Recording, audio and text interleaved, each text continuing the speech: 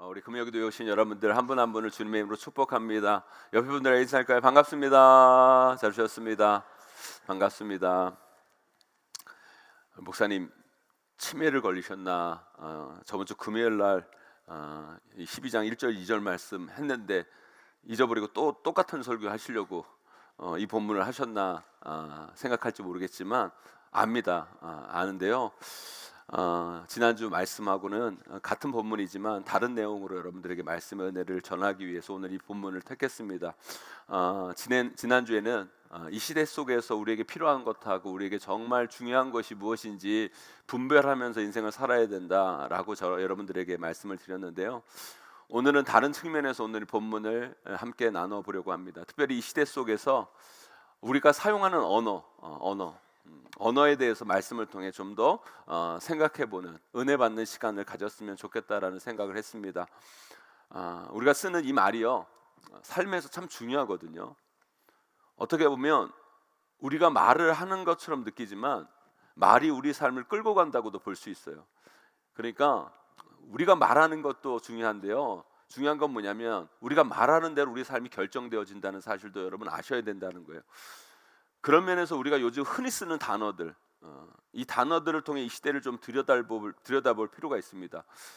저도 이제 반세기, 50년 정도 살다 보니까요, 그 시대마다 쓰는 단어들이 있어요. 많이 쓰는 단어들이 있습니다. 제가 20대 때 사람들이 많이 쓰는 단어가 있었고요, 30대 때 이렇게 많이 쓰는 단어가 있고, 또 40대 때 사람들이, 또 세상이 이렇게 많이 쓰는 단어가 있고요, 또 50대 때 이렇게 사람들이 이렇게 많이 쓰는 단어들이 있더라고요. 시대마다 사람들이 많이 쓰는 용어들, 단어들이 다릅니다. 그런데요, 우리가 이게 시대가 쓰는 용어라고 함부로 그 시대가 쓰는 용어도 우리가 그런 말들을 하는 게 좋지 않다라는 생각을 저는 해봅니다. 예전에는 우리가 잘 안 쓰고 못 보던 단어들이 요즘 많이 쓰고 듣게 되는 단어들이 있어요. 대표적인 거 이런 거죠, 여러분. 공황장애, 우울증, 불안장애. 여러분 예전에 그런 말들 쓰긴 썼겠죠, 여러분. 그런데 거의 보통 사람들이 들은 이야기는 단어는 아닙니다. 그런데 요즘은 그런 공황장애, 우울증, 불안장애, 자살, 왕따, 이런 얘기들이 너무너무 자주 사용되고 쉽게 사용되어지는 것을 이렇게 봐요. 철학자 하이데거가 언어는 존재의 집이라고 얘기했거든요. 요즘 우리가 쓰는 용어 단어들을 보면 지금 우리 삶을 살아가는 사람들의 이 존재 상태, 상황이 어떤지를 알 수 있는데요, 저는 그것이 이 시대의 문화를 반영한다고 생각해요. 근데 문제는 뭐냐면 이런 거예요. 사실 그 단어를 잘 안 들어보고 모를 때는요, 그에 관한 아무 생각도 없었는데 그 단어들을 자주 듣고 사용하다 보면 나도 모르게 그걸 신경 쓰게 되고 마치 내가 그런 것처럼 착각하게 된다라는 거예요. 예를 들어 이런 거예요. 제가 올해 우리 교육자분들하고 교육자 수련회를요, 라오스로 갔어요. 라오스로 갔는데요, 돈을 절약하겠다고 저가항공을 타고 간 거예요. 저는 제주도 갈 때도 저가항공을 많이 이용했거든요. 그런데 전혀 불편함이 별로 없었어요. 그런데 이번에 저가항공을 타고 라오스를 가는데 제가 창가 쪽에 이렇게 앉았거든요. 근데 갑자기 가슴이 답답해지면서 머리가 어지러운 느낌이 드는 거예요. 그때 제가 제일 먼저 제 머리에 떠오르는 생각이 뭔지 아세요? 이거 공황장애 아니야? 나 왜 이러지? 이러다가 공황장애 오는 거 아니야? 이런 생각이 제일 먼저 드는 거예요. 그런데요, 사실 그게 공황장애가 아니라 제주도는요, 자리가 불편해도 1시간이니까 괜찮았는데 라오스는 저가항공 그 좁고 불편한 자리를 5시간 가니까 그냥 힘들고 불편했던 것 뿐인 거예요, 여러분. 근데 그게 무슨 공황장애라고 설레발을 치고, 여러분, 우리가 쓰는 언어를요 잘 써야 돼요. 그것도요, 좋지 않은 단어들을 자꾸 우리가 떠올리고 되새기고 반복적으로 쓰고 자주 쓰는 단어들 여러분 잘 생각하시고 쓰셔야 돼요. 안 좋은 단어들을 자꾸 함부로 쓰면 안 되는데 이런 이야기들이, 이런 단어들이 이 시대에 너무너무 흔하게 쓰니까 우리도 너무 그런 단어들을 쉽게 이렇게 쓰게 된다는 거죠. 이런 안 좋은 단어들을 우리가 너무 쉽게 접하고 이걸 너무 많이 사용하니까 많은 분들이 조금만 내 안에 이와 같은 비슷한 상황, 감정, 느낌이 들면 나도 그게 아닐까? 뭐 그런 생각, 착각을 하게 된다는 거예요. 저도 그래요, 여러분. 괜히 조금만 스트레스 받아서 가슴이 막 답답해지고 머리가 핑 돌면 이거 공황장애 아니야? 그리고 비가 와가지고 요즘처럼 막 비가 막 장맛비처럼 막 오고 막 그러면 나도 모르게 센치해지잖아요, 여러분. 그러면 마음이 좀 그러면 우울증 아닌가? 뭐 이런 생각이 들고, 그 우울증이 아니라 그냥 비가 와서 그런 거예요, 여러분. 그런데 요즘 우리가 쓰는 단어가 여러분 너무너무 안 좋은 단어들이 많잖아요. 그리고 그걸 너무 쉽게 써버려요. 그러니까 그 파급력이 우리 청년 자녀들에게 미치게 되고, 그 쓰는 단어 때문에 너무 안 좋은 일들이 이 땅 가운데 너무 많이 일어나게 되는 걸 보게 되는 거예요. 여러분, 우리나라가 자살 119라고 얘기하잖아요, 여러분. 저는요, 그 이유 중에 하나가 이런 것도 있는 것 같아요. 너무 그 단어들을 우리 너무 쉽게 써요. 너무 쉽게 받아들여요. 여러분, 우리 아이들이랑 이렇게 대화하다 보면요, 여러분, 우리 청소년 아이들, 청년들이랑 대화하다 보면 그런 단어들, 이게 무서운 단어잖아요, 여러분. 얼마나 무서운 단어입니까? 그리고 얼마나 안 좋은 단어입니까, 여러분? 근데 그런 이야기들을 너무 쉽게 하고 쉽게 쓰고 그래요, 여러분. 물론 여러분, 목사로서 이 시대를 바라보면 정말 실제로 여러분 공황장애, 우울증, 불안 증세, 뭐 자살 충동, 여러 가지 정신적 아픔으로 힘들어하는 분들이 계실 수 있어요, 여러분. 그분들의 아픔을 우리가 잘 살피고 돌아보고, 그래서 우리가 심리 프로젝트 하는 거 아닙니까, 여러분? 이것이 우리들이 사는 세상의 대체적인 흐름이 되고, 자꾸 그것으로 삶을 구정으로 하려면 하면 안 된다는, 아무리 여러분 그런 얘기들이 있다 할지라도 이것이 우리 사는 세상의 대체적인 흐름이 되고 자꾸 그것으로 우리의 삶을 규정해서는 안 된다는 거예요. 우리 삶이요, 힘든 거 사실이에요. 그리고 대부분 사람들 마음 가운데 우울함과 답답함이 있어요, 여러분. 그러나 여러분, 그렇다고요 우리 삶이 다 그런 것만 아니에요. 또 우리는요, 그런 문제들이 우리 삶 가운데 있다 할지라도 그것을 극복하고 이겨낼 수 있어요, 여러분. 그런 걸 여러분, 여러 마음 가운데 다가오는 그 우울한 마음들, 부정적인 감정들, 답답함들, 불안함들, 그런 것이 여러분 우리 삶의 대세가 되게 만들면 안 돼요, 여러분. 그리고 너무 그것을 당연히 받아들이거나 우리가 그것을 극복하지 못할 것으로 여기는 잘못된 삶의 흐름이 있다라는 거예요. 저는요, 그게 우리를 괴롭히고 우리의 영을 죽이고 우리를 망가지게 하는 사탄의 또 다른 전략일 수 있다는 생각이 들어요. 그렇다면 우리는 그걸 너무 쉽게 따라가고 받아들이고 그런 단어들을 쉽게 사용해서는 안 돼요, 여러분. 그것에 대해서 우리는 좀 더 새로운 대처와 새로운 도전이 필요하다는 생각을 들어요. 우리 오늘 말씀 2절 다시 한번 우리 큰 소리로 함께 읽어보도록 합니다. 함께 있습니다. 시작. 너희는 이 세대를 본받지 말고 오직 마음을 새롭게 함으로 변화를 받아 하나님의 선하시고 기뻐하시고 온전하신 뜻이 무엇인지 분별하도록 하라. 아멘, 아멘. 너희는 이 세대를 본받지 마라. 본받지 마라. 여러분, 저는 이 세대를 본받지 말아야 할 것 중에 하나가 바로 이 시대에 여러분 우리를 짓누르고 정말 우리에게 자주 달려는 그 부정적인 단어들, 이야기들, 언어들, 여러분 그것도 본받지 말아야 돼요. 여러분, 요즘 이 시대를 보면 우울함과 답답함으로 뒤덮여 있다는 생각이 들어요. 그리고 그것이 마치 대세인 것처럼 뭐 그런 걸 느끼는 것이 당연한 듯이 생각되어지고, 삶은 대부분 그래야만 한다는 건, 그럴 수밖에 없다라는 인식이 시대의 흐름 가운데 있는 것 같아요. 그래서 나도 모르게 여러분 이 세상의 흐름 가운데 부정적인 생각, 우울한 생각, 답답한 생각으로 빠져들게 되는 그 안타까운 경향들이 우리 가운데 있다라는 거예요. 그러나 여러분, 아니요. 아무리 세상이 우울함과 답답함을 이야기해도요, 그게 당연하게 인식되어지고 여러분 세상의 흐름이 그렇다 하더라고요. 우리는요, 하나님의 사람들이에요. 아멘. 우리는 하나님의 자녀들이에요, 여러분. 오늘 말씀 우리에게 이렇게 이야기하는 거예요. 너희는 이 세대를 본받지 말고 너희들의 마음은 그런 마음이 돼서는 안 된다. 그리고 하나님의 뜻이 거기에 있지는 않다라고 말하는 거예요, 여러분. 사랑하는 성도 여러분, 하나님은요, 저와 여러분들이 온전해지기를 원하십니다. 하나님은 여러분의 삶이, 우리의 삶이 선한 쪽으로, 복된 쪽으로, 하나님이 기뻐하시는 쪽으로, 온전한 쪽으로 나아가기를 원하시는 거예요. 그렇다면 우리들은 이 시대의 흐름을 따라가지 말고 하나님의 뜻을 나타내는 삶을 사셔야 돼요. 오늘 말씀 1절 우리 다시 한번 읽어보도록 합니다. 함께 있습니다. 시작. 그러므로 형제들아 내가 하나님의 모든 자비하심으로 너희를 권하노니 너희 몸을 하나님이 기뻐하시는 거룩한 산 제물로 드리라. 이는 너희가 드릴 영적 예배니라. 아멘. 사도 바울은요 우리에게 너희 몸을 거룩한 산 제물로 어떻게 해요? 드려라 라고 말해요. 드려라. 여러분 거룩한 산 제물이 뭡니까 여러분? 우리가 거룩함을 이야기할 때 우리는 착각해요. 막 에헴하면서 뭐 엄숙함 이런 걸 거룩함이라고 여겨요. 아니요, 거룩함은 그런 게 아니에요. 성경의 거룩함은요 구별됨이에요. 구별됨. 다른 거예요 여러분. 그러니까 우리가 진짜 드릴 영적 예배는 뭐냐? 세상 속에서 다르게 사는 게 영적 예배라는 거예요 여러분. 하나님 말씀 듣고 하나님 자녀답게 하나님 백성답게 하나님 말씀대로 이 세상 가운데 세상 사람들과 다르게 살아야 돼요. 근데 세상 사람들과 뭐가 달라요? 제가 지난주에는 뭐가 다르다고 말씀을 드렸어요 여러분. 세상 사람들이 중요하게 여기는 것 같고 우리가 중요하게 여기는 게 달라야 된다는 거예요. 세상 사람들이 중요하게 여기는 것이 우리에게 필요한 것은 될 수 있지만 우리에게 중요한 것은 아니라는 거예요 여러분. 그것을 분별하며 잘 살 때 우리는 하나님 자녀답게 사는 거예요.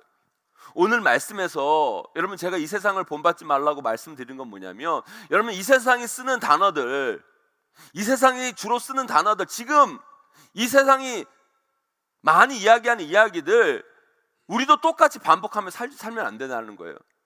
다르게 살아야 된다는 거예요. 다른 언어를 써야 된다는 거예요. 세상이 요즘 아무리 우울함을 말하고 답답함을 말하고 뭐 그게 대세인 것처럼 대부분의 사람들이 그것을 따르고 그것을 알아야 하는 것처럼 알 수밖에 없다는 흐름들이 이 땅 가운데 있다 하더라도 여러분 우리는 다르게 살아야 돼요.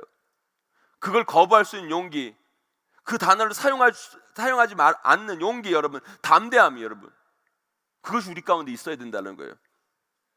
오늘 이 자리 가운데 여러분 삶의 여러 가지 문제로 마음 가운데 문득문득 우울감으로 괴로워하는 분들 계십니까 여러분? 삶의 답답한 문제들로 인한 염려와 근심이 찾아오고 여러분 나도 모르게 막 불안 증세가 오고 공황 증세가 찾아오고 그것으로 인해 진짜 하지 말 생각을 품으며 힘들어하는 분들이 계세요 여러분? 하나님은요 여러분들이 그러기를 원하지 않으세요. 여러분 일어나셔야 돼요. 극복하셔야 돼요 여러분. 그리고 여러분 충분히 이겨낼 수 있어요 여러분. 이겨낼 수 있어요 여러분. 우리 말씀과 기도로 이겨내자고요 여러분. 여러분 여러분에게 찾아오는 그런 우울한 마음, 답답한 마음 여러분 당연시 여기지 마세요 여러분. 그 상황에서 위로만 받으려고 하지 마시고 벗어나셔야 돼요. 변화돼야 돼요. 무엇으로? 말씀으로 여러분. 성령의 능력으로 여러분. 기도로 여러분. 하나님 말씀에 대한 순종으로 이겨내셔야죠 여러분. 사랑하는 성도 여러분, 저는 영적으로 이런 생각이 들어요. 우리를 그런 우울함으로 답답함으로 몰고 가는 거대한 흐름이 이 땅 가운데 이 세상 가운데 있다는 생각이 들어요. 그리고 그건 사탄이 우리에게 주는 속임수라는 생각이 들어요. 막 우리가 그런 얘기가 있잖아요. 대세를 따라야 된다. 대세. 세상의 거대한 흐름, 이 세상의 거대한 흐름을 만들어 가지고요 우리 크리스찬들도 하나님의 자녀들도 하나님의 백성들도 그 세상의 거대한 흐름에 맞서지 않고 그냥 그 흐름을 따라가는 분위기, 그걸 당연시하게 되는 그 문화? 아니요 여러분. 우리는 이 시대의 그런 흐름들을 거스르고 하나님이 주시는 말씀으로 이 시대의 흐름을 여러분 이기며 살아가셔야 돼요. 그러기 위해서 이 시대에 여러분 우리는요 하나님이 기뻐하시고 선하게 여기시고 온전하게 여기지 못하게 하는 삶의 흐름들을 파괴할 줄 알아야 돼요. 그리고 그런 단어들을 거부할 줄 알아야 돼요. 사랑하는 성도 여러분, 오늘 말씀을 통해서 이 세상 안에 우리를 더욱더 우울하게 하고 답답하게 만듦을 통해 우리 삶을 포기하려고 하는 그런 흐름들을 거부하고 우리를 살리시고 세우시고 일으키시는 하나님의 선하시고 기뻐하시고 온전하신 뜻을 발견하고 그렇게 살아가시는 저와 여러분 되시기를 간절히 소망합니다. 그것이 우리 크리스찬들이 이 땅에서 붙들어야 될 진리라는 거예요. 오늘 말씀을 통해 그 은혜를 깨닫고 경험하는 우리 모두가 되시기를 주님의 이름으로 간절히 축원합니다. 그런 방향으로 나아가기 위해 첫째는요, 우리는요 우리 삶에서요 너무 위로만 받으려고 하지 말고 변화하려고 해야 돼요. 우리 오늘 본문 2절 말씀 다시 한번 큰 소리 읽어봅니다. 시작. 너희는 이 세대를 본받지 말고 오직 마음을 새롭게 함으로 변화를 받아 하나님의 선하시고 기뻐하시고 온전하신 뜻이 무엇인지 분별하도록 하라. 아멘. 우리는요 이 세대를 본받지 말고요 우리의 마음을 새롭게 함으로 뭐 해야 된다고요? 변화되어야 돼요. 변화. 여러분 우리 삶에서 정말 중요한 건요 위로가 아니라 변화예요. 요즘 사람들은요 변화되기보다는요 위로받기를 원해요. 여러분 물론 우리가 때로는 삶을 살아가면서 위로도 받아야죠. 위로도 받아야죠. 여러분 서점에 가보세요. 여러분 이 서점에 가보면요 그 시대의 트렌드 흐름을 딱 볼 수 있어요. 그런데요 사람들을 위로하는 책들을 따로 모아서 부스를 이렇게 만들어놔요. 그리고 그런 책들이 엄청나게 팔려요. 네 물론 우리가요 이 우울하고 답답하고 힘든 세상을 살아가면서 위로받아야죠. 칭찬받고 격려받아야죠. 그런데 여러분 그렇게 해서 우리 삶이 달라지지 않아요. 우리 삶이 달라지려면 변화해야 돼요. 그냥 자신의 잘못과 자신의 위선과 자신의 죄는 다 덮어두고 위로받을 생각만 하지 마시고 나의 잘못과 위선과 죄를 예수 그리스도의 보혈로 치유받고 변화되셔야 돼요. 그게 정말 중요해요. 여러분 예전에는요 별로 안 쓰는 단어였는데 여러분 요즘 시대에 많이 쓰는 단어가 또 뭐예요 여러분? 그 중에 하나가 또 이거예요. 이런 단어가 있어요. 그게 뭐냐면 꼰대. 꼰대라는 말 여러분 옛날에 뭐 썼어요 여러분? 옛날에 거의 안 쓰는 말인데 요즘 왜 이렇게 꼰대 이런 얘기 많아요. 근데 요즘요 이 단어를 왜 이렇게 사람들이 많이 쓰냐 이렇게 생각해 보면요 요즘 학생들, 청년들, 아이들, 어른이나 뭐 누구나 누구에게 누가 뭔가를 가르쳐주고 도와주려고 하면 그걸 받아들이려고 하지 않아요. 그냥 꼰대네 꼰대질하네 그래요. 여러분 어른이나 여러분 선생님들이 여러분 아이들에게 중요한 거 놓치지 말아야 할 거 지켜야 할 거 이야기하면 여러분 그게 꼰대질이고 그걸 하는 사람을 꼰대라고 얘기해요. 저는요 이게 정말 잘못된 단어고요 잘못된 언어라고 생각해요. 그리고 그 단어 자체가 우리 삶을 망가지게 하는 길이라는 생각이 들어요. 여러분 우리 삶에 정말 중요한 게 있어요. 여러분 우리가 놓치지 말아야 할 것들이 있어요. 여러분 그리고 이 땅을 살아가면서 우리가 지켜야 할 것들이 있어요. 여러분 그것은 누군가가 가르쳐주고 알려주고 말해줘야 되는 거예요. 여러분 물론 여러분 그걸 가르칠 때 뭐 억압적으로 강요하면서 권위를 내세우고 이러면 폭력이나 폭언을 사용하면서 가르치면 안 되겠죠. 그런 것이 여러분 꼰대질이죠. 여러분 그런 거에 대해서 우리가 문제 제기할 수 있지만 변화를 위해서 배움이 필요하고 가르침이 필요하고 달라져야만 하고 변화되어야 하고 그래야 되는데 여러분 그 가르침 자체를 듣고 싶지 않은 이 시대 가르치는 사람들에게 뭐라고 하는 여러분 그건 우리를 망하게 하고 병들게 만드는 거예요. 결국에는 그게 뭐예요 여러분? 누구의 가르침도 안 받고 내 마음대로 살고 싶다는 거예요. 나는 달라질 마음이 없다라는 거예요. 그냥 인정해달라. 그 자체로 인정해달라고 위로해달라고. 여러분 이런 것들이 저는 이 시대의 흐름이고 이것이 우리를 더욱더 병들게 만들고 그것이 이 세상을 더욱더 우울하게 만드는 거예요.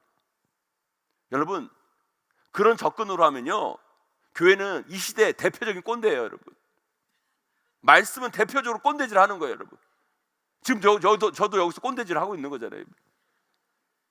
아니 말씀은 우리에게 끊임없이 너희들 이렇게 살면 안 된다, 이렇게 살아야 된다, 이것이 옳다, 이것을 지켜야 된다 끊임없이 말합니다.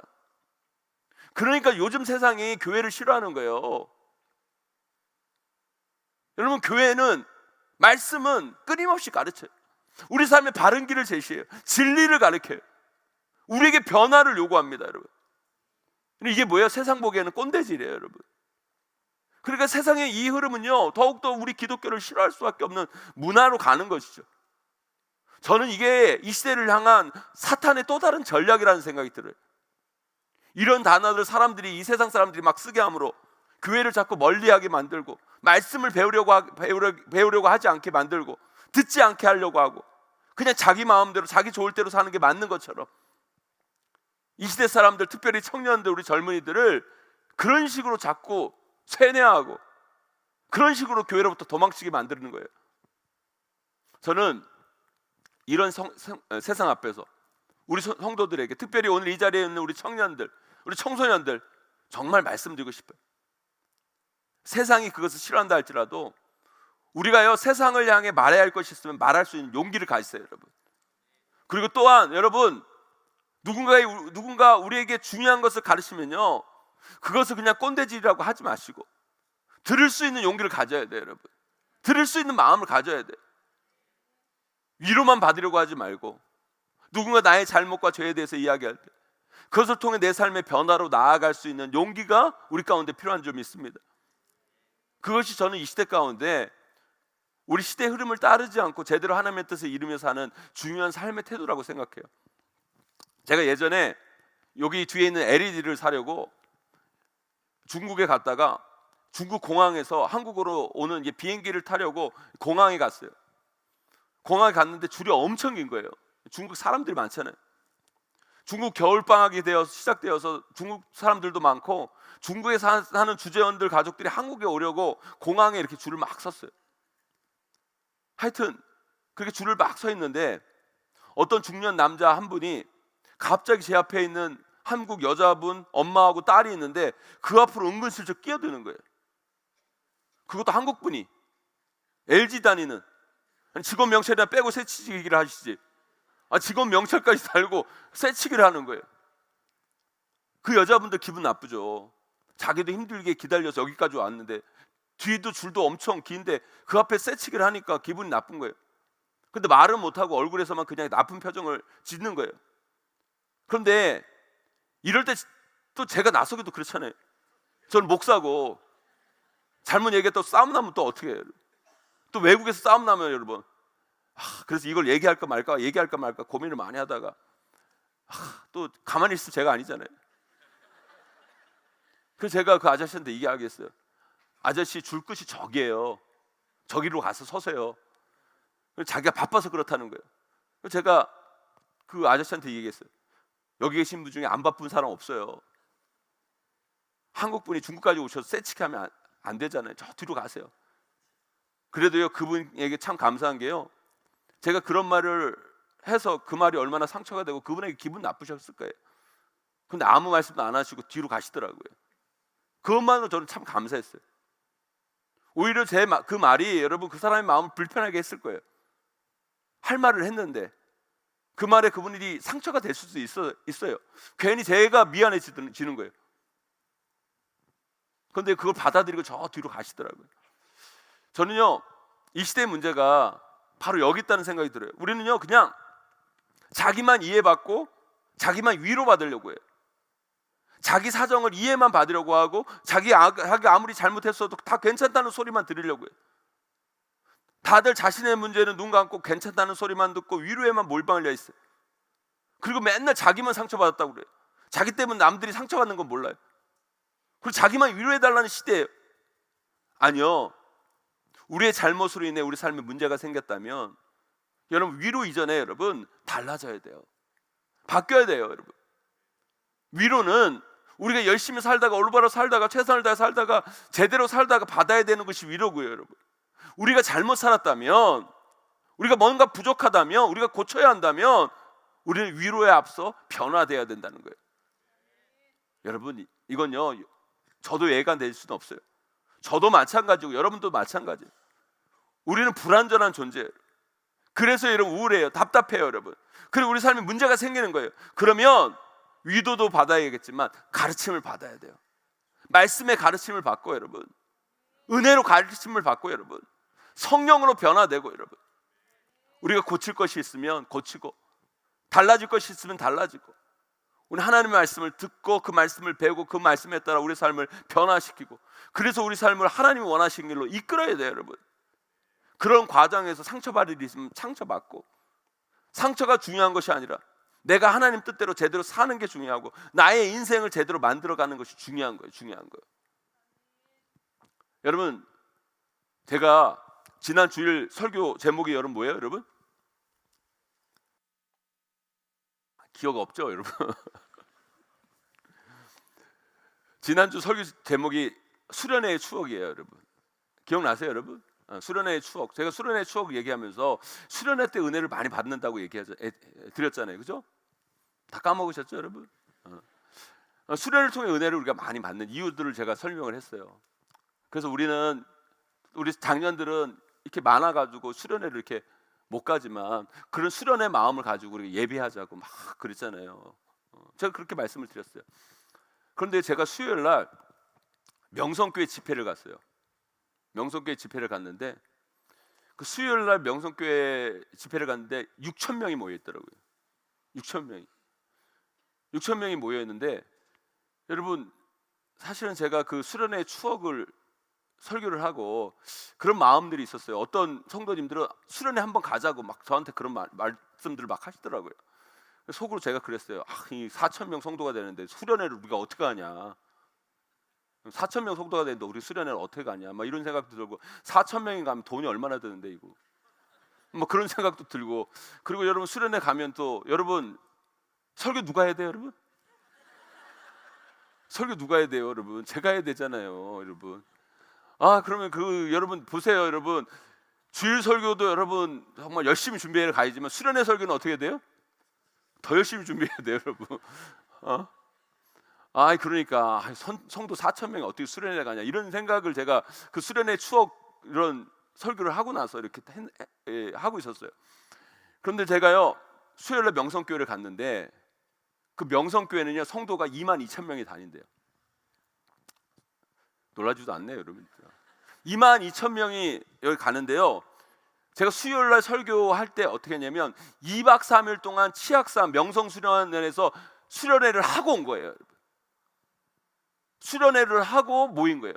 하도 많아서 2만 2천 명이 너무 많아가지고요. 이번 주에는 1, 2, 3 교구가 한 거고요. 다음 주에는 4, 5 대교구가 하는 거래요. 그 수련회를 2번 가는 거예요. 성도들 2만 2천 명이 나눠서. 제가 얼마나 반성했는지 아십니까, 여러분? 아니 2만 2천 명도 수련회 가는데 우리 교회 4천 명 성도 여러분 수련회 갈 수 있어요, 없어요, 여러분? 갈 수 있어요, 없어요, 여러분? 있어요, 여러분. 그런데 2만 2천 명도 수련회 가는데 4천 고작 4천 명 수련회 안 가면 대단한 것도 아니면서 정신 차려야 되겠다 내가. 그리고 6천 명이요 여러분 말씀을 듣는데 제가 놀랐어요.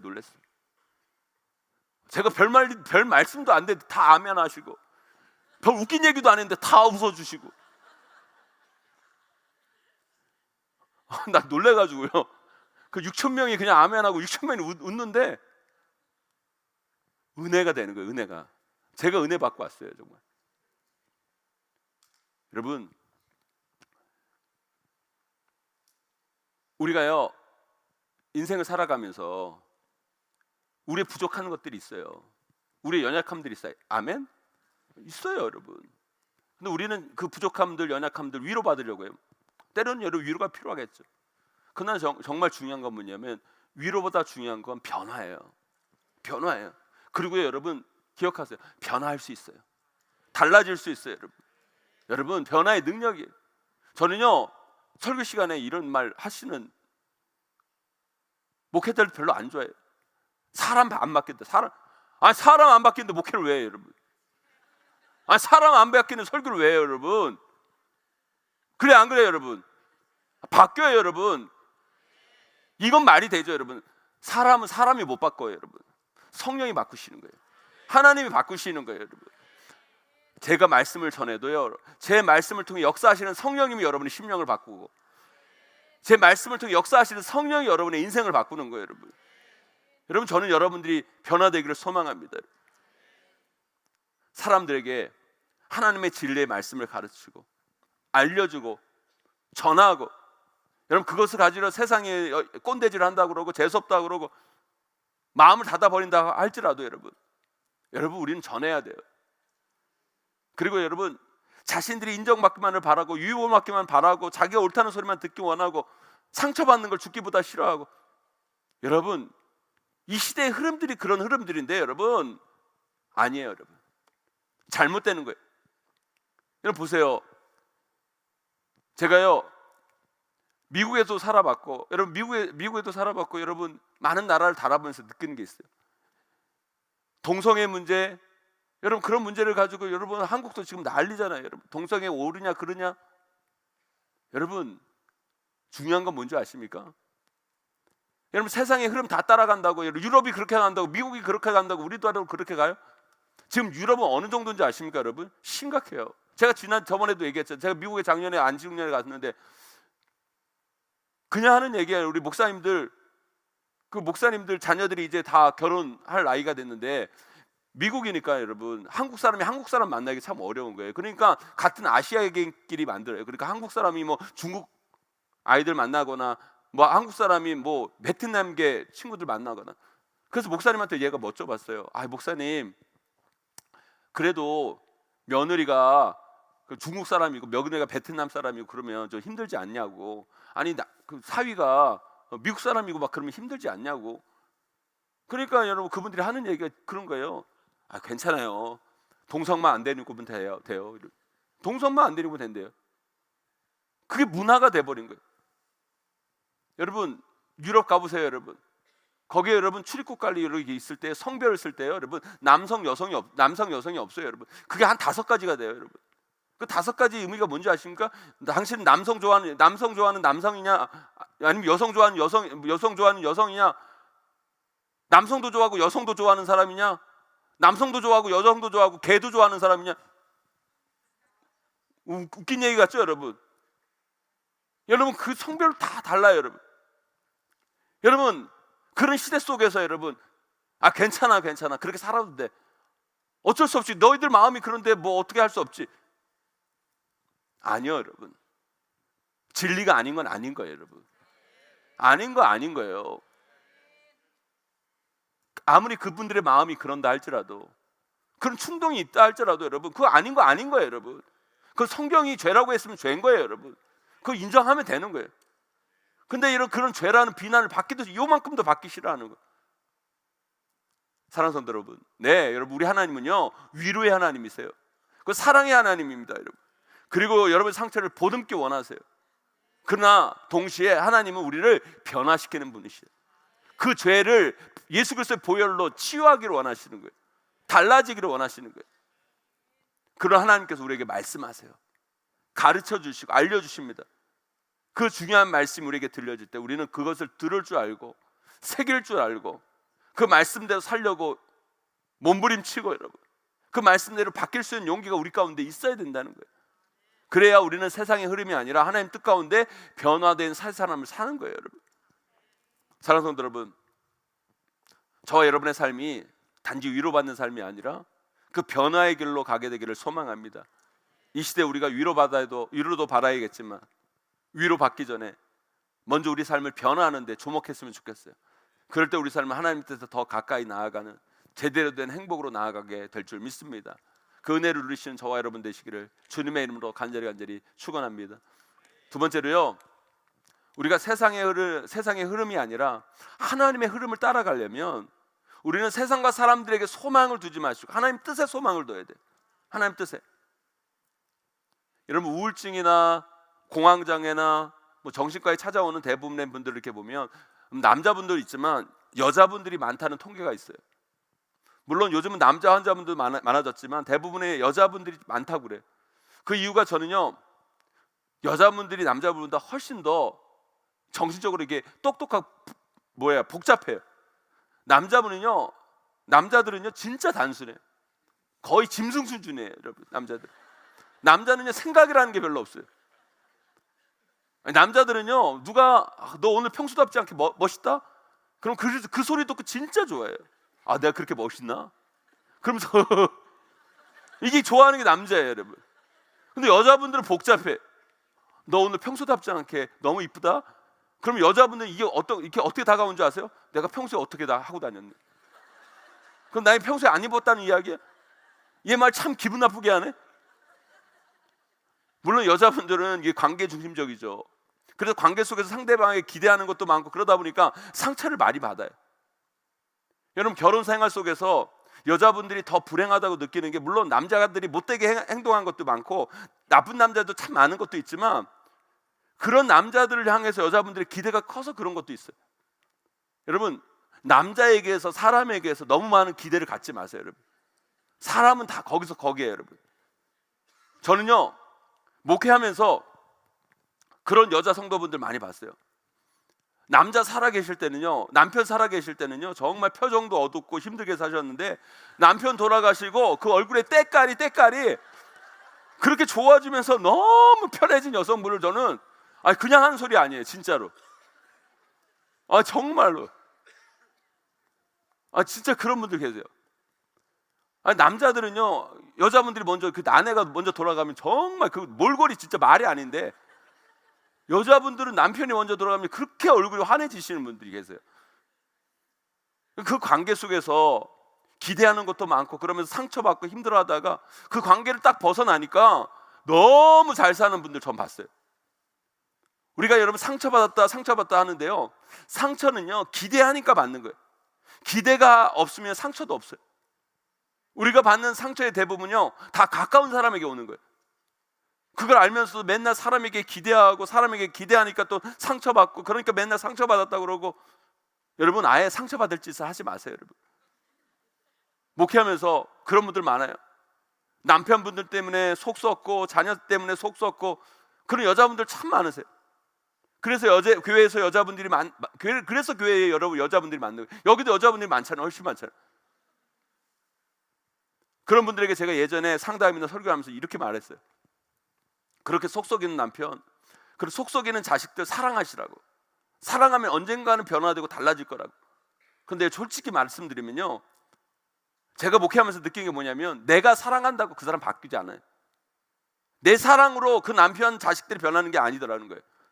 오히려 내가 더 큰 사랑을 줄수록 더 큰 상처만 받고 더 크게 실망하고 더 크게 좌절하고 더 힘들어하는 분들이 많아요. 제가 그래서 그럴수록 더 사랑하는 말이 제 말이 틀렸다는 생각을 많이 했어요. 여러분, 그 사람들을 변화시키는 건요 우리의 사랑이 아니에요.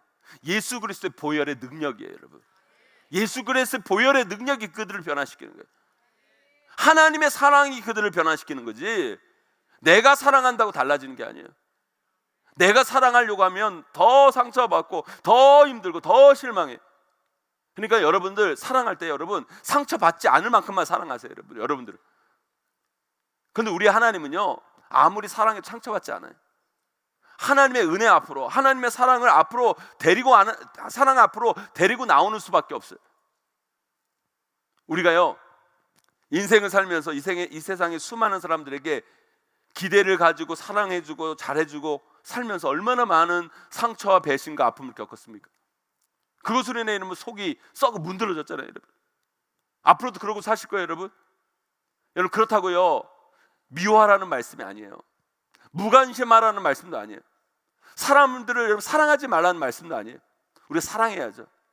그러나 여러분 거기에 소망을 두지 마세요. 내가 이 정도 사랑했는데 바뀌어야지. 아니요, 여러분, 제가 여러분이 아무리 사랑한다고 안 바뀐다고요. 여러분, 하나님의 보혈의 능력이 바뀌는 거예요. 여러분, 하나님의 사랑이 그들을 변화시키는 거예요. 여러분, 우리의 소망은 하나님께 있는 거지 사람과 세상에 결코 있는 게 아니에요. 세상과 사람은요 우리가 섬길 대상이죠. 여러분, 소망을 둘 대상이 아니에요. 우리의 소망은 하나님께 있어요. 우리 오직 하나님의 선하시고 기뻐하시고 온전하신 뜻에 우리의 소망을 둬야 된다는 거예요. 그것이 우리를 우울하게 하고 답답하게 하는 이 세상 속에서, 우리를 상처받게 하는 이 세상 속에서 우리를 꿋꿋이 견디며 버티며 그것으로부터 벗어나는 길임을 여러분 잊지 마시기를 소망합니다. 사랑하는 성도 여러분, 세상은요 악해요. 그리고 우리 인간은 불완전해요. 거기에 우리의 소망과 미래를 어떻게 둘 수 있겠습니까? 우리의 소망은 오직 우리 하나님께 있는 거예요. 우리가 하나님 뜻에 소망을 두고 그 뜻에 힘써 살아갈 때 우리 하나님께서 이 세상을 아름답게 만드시고 우리들을 온전히 주님의 자녀로 변화시켜 줄 줄 믿습니다.